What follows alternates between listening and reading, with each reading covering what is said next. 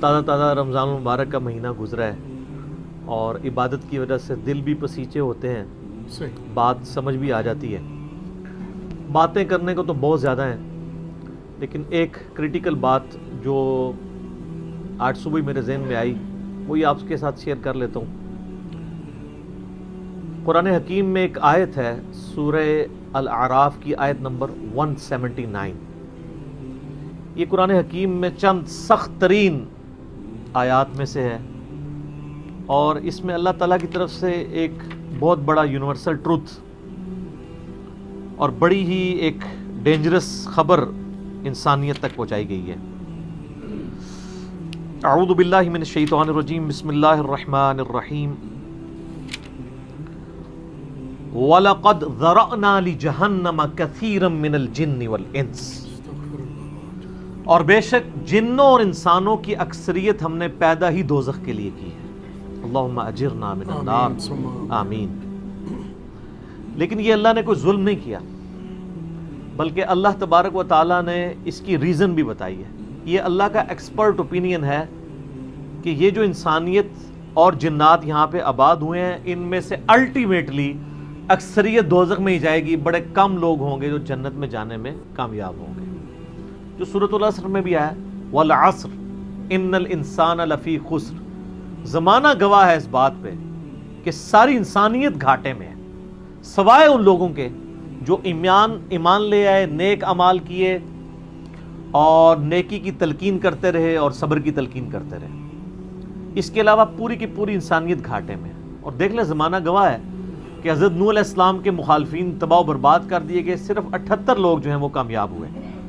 حضرت لوط علیہ السلام کی 2 بیٹیاں ان کے ساتھ بچائی گئیں، ان کی اپنی بیوی بھی، اور پوری قوم تباہ کر دی گئی۔ پوری انسانیت گھاٹے میں چلتی آ رہی ہے، سوائے ان لوگوں کے کہ جو ایمان لے آئیں گے، نیک اعمال اختیار کریں گے اور حق بات کی تلقین کریں گے اور صبر کی۔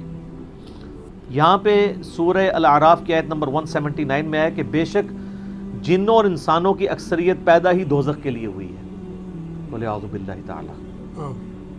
لہم قلوب لا یفقہون بہا، ان کو ہم نے دل دیے تھے، عقل دی تھی، لیکن وہ اس سے سوچتے ہی نہیں ہیں۔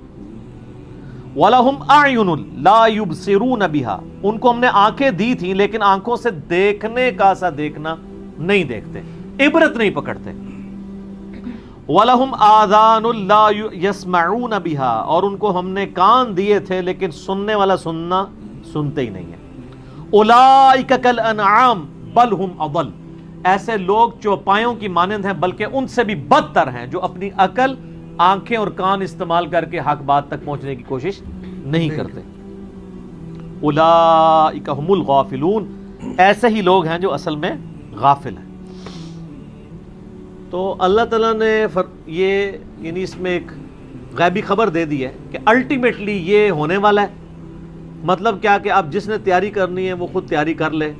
اس کو میں ایک مثال سے سمجھاتا ہوں کہ اس وقت تقریباً یہاں پہ 80 کے قریب لوگ بیٹھے ہیں، اور میں یہ کہوں کہ میں ایک گولی چلاؤں گا، جس کو بھی لگ جائے،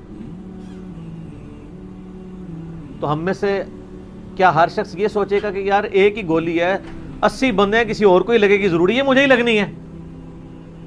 ایسا تو کوئی نہیں سوچے گا، سب دڑکی لگا دیں گے۔ لیکن آخرت کا معاملہ کیا ہے؟ بخاری اور مسلم دونوں کی حدیث ہے، متفق علیہ، کہ آدم علیہ السلام کو حکم ہوگا کہ جنتیوں اور دوزخیوں کو الگ کرو۔ حضرت آدم علیہ السلام پوچھیں گے کہ اے اللہ کتنے جنتی اور کتنے دوزخی؟ تو اللہ تعالیٰ فرمائے گا ہر 1000 میں 999 دوزخی اور صرف 1 جنتی۔ تو یہاں اگر 1000 بندہ اور میں کہوں ایک گولی چلے گی، ہر بندہ بھاگنے کی کوشش کرے گا۔ لیکن آخرت کے بارے میں یہ حال ہے کہ ہر ایک بندہ یہ امید لگائے ہوا ہے کہ وہ جو ایک بچے گا نا وہ میں ہوں گا، اور ادھر 1000 بندے کے اوپر ایک گولی چلائی جائے تو 1000 کا 1000 سوچے گا جو ایک پھٹکے گا وہ میں ہوں گا۔ بالکل 180 ڈگری سوچ ہے۔ یا اس کو یوں سمجھے کہ میں کیونکہ ایک گولی چلاؤں گا 999 بچ جائیں گے، ایک کوئی لگے گی، کوئی نہیں کہے گا یار 999 بچنے ہیں تو چلو ایک میں بھی ان میں بچنے والوں میں ہوں گا، کہے نا کدھر میں ہی نہ پھنس جاؤں۔ اور آخرت میں تو معاملہ بالکل الٹ ہے۔ بہت کریٹیکل ایشو ہے، انسان کو اپنی آخرت کی فکر کرنی چاہیے، اللہ کو سیریس لینا چاہیے۔ جو لوگ دنیا میں اللہ کو سیریس لیتے ہیں وہی اپنی اصلاح کر لیتے ہیں، ورنہ اللہ تو بے پرواہ ہے، یقین کریں۔ پوری کی پوری انسانیت دوزخ میں چلی جائے اللہ کو کوئی پرواہ نہیں ہے، پوری کی پوری انسانیت جنت میں چلی جائے اللہ کو کوئی پرواہ نہیں ہے۔ اور یہ جو اکثر لوگ مثالیں دیتے ہیں کہ جی دیکھیں کوئی ماں اپنے بچے کو کیسے دوزخ میں پھینک سکتی ہے، تو اللہ تعالیٰ تو ماں سے بھی بڑھ کے محبت کرتا ہے، وہ کیسے پھینکے گا؟ بھائی اس لیے پھینکے گا کہ اللہ تعالیٰ کے وہ احساسات نہیں ہیں جو ایک ماں کے ہوتے ہیں۔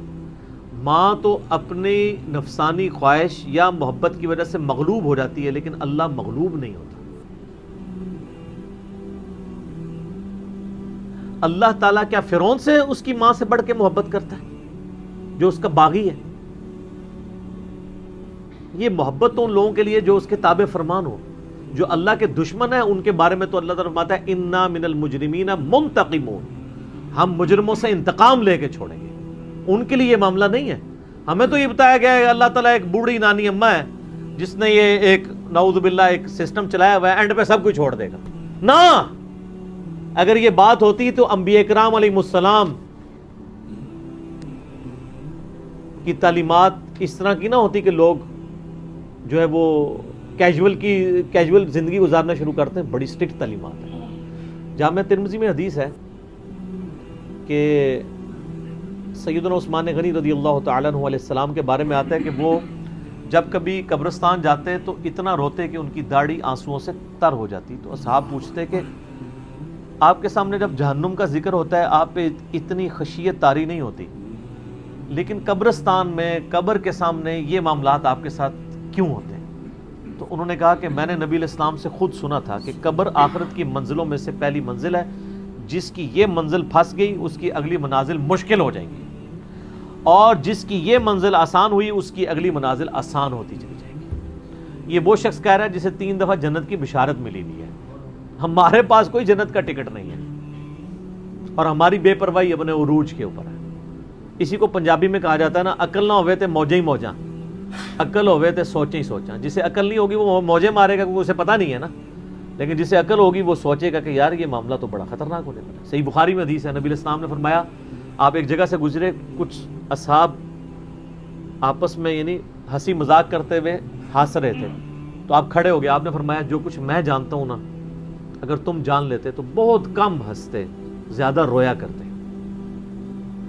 بہت سیریس کیس ہونے والا ہے۔ صحیح مسلم میں حدیث ہے، آپ علیہ السلام فرمایا میں نے ارادہ کیا کہ میں اللہ سے دعا کروں کہ تمہیں عذاب قبر سنوا دے۔ دکھانے والی تو کہانی ختم سر، سنوا دے، لیکن مجھے ڈر ہوا کہ اگر تم نے عذاب قبر سن لیا تم اپنے مردوں کو دفنا نہیں چھوڑ دو گے، ایسی خشیت تم پہ طاری ہو جائے گی۔ لیکن یہ اللہ تعالیٰ نے سب کچھ پردے میں رکھا ہوا ہے سر۔ صحیح بخاری میں حدیث ہے کہ میت جو ہے وہ چارپائی پہ کلام کرتی ہے، نیک میت کہتی ہے مجھے جلدی جلدی میری جگہ کی طرف لے چلو، اور جو بری میت ہے وہ چیخو پکار کرتی ہے کہ مجھے کہاں لے کر جا رہے ہو۔ اور نبی علیہ السلام کے الفاظ ہیں صحیح بخاری میں کہ زمین و آسمان کی ہر مخلوق اس کی چیخیں سنتی ہے سوائے جنوں اور انسانوں کے، کیونکہ جنوں اور انسانوں کو اللہ تعالیٰ نے غیب کے پردے میں یہ چیزیں رکھی ہیں نا، اسی کے اوپر تو جنت ہے۔ ان الذین یخشون ربہم بالغیب لہم مغفرۃ واجر کبیر، جو لوگ بن دیکھے اپنے رب سے ڈرتے ہیں ان کے لیے مغفرت ہے اور اجر کبیر ہے۔ دیکھ کے تو سب نے مان لینا ہے، پھر سر اس سے بھی آگے اگر آپ چلے جائیں، صحیح بخاری میں یہ حدیث موجود ہے کہ جب میت کو سوالات کے جوابات نہیں آتے نا تو فرشتے اس سے پوچھتے ہیں کہ تجھے سوالات کے جوابات جو نہیں آئے یہ کیا معاملہ تیرے ساتھ ہوا؟ تو وہ کہتا ہے میں تو وہی کہتا تھا جو لوگ کہتے تھے، سنا کے سننی ٹنی، پڑھ پڑھا کے سننی نہیں۔ تو فرشتے کہتے ہیں تو نے خود پڑھ کے سمجھنے کی کوشش کیوں نہیں کی؟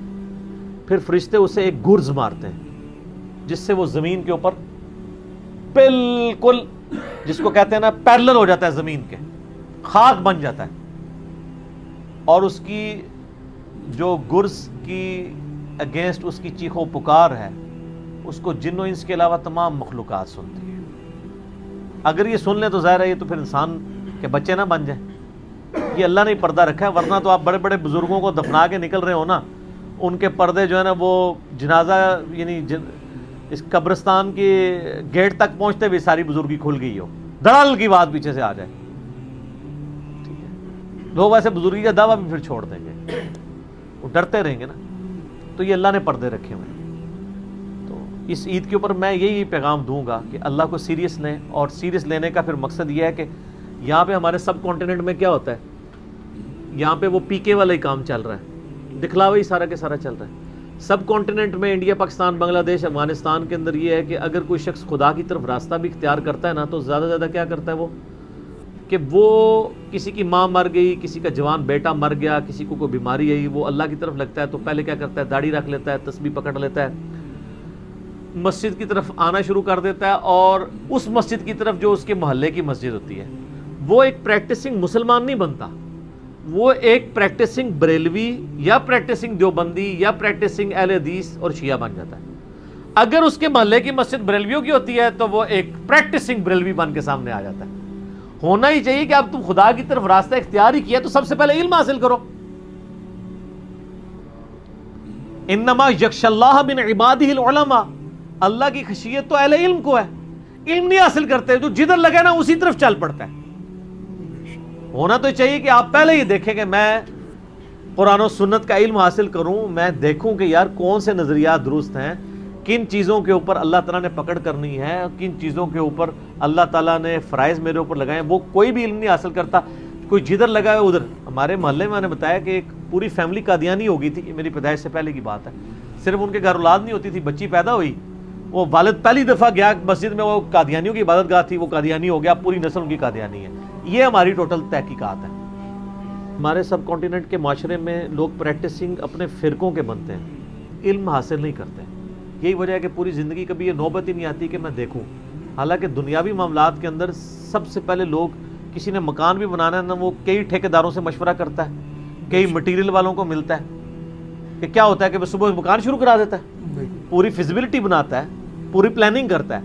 لیکن ایک دین کے اوپر چلنا ہے جس کے لیے کوئی پلاننگ نہیں، کوئی فیزیبلٹی نہیں، جو جدھر لگے وہ لگ جاتا ہے۔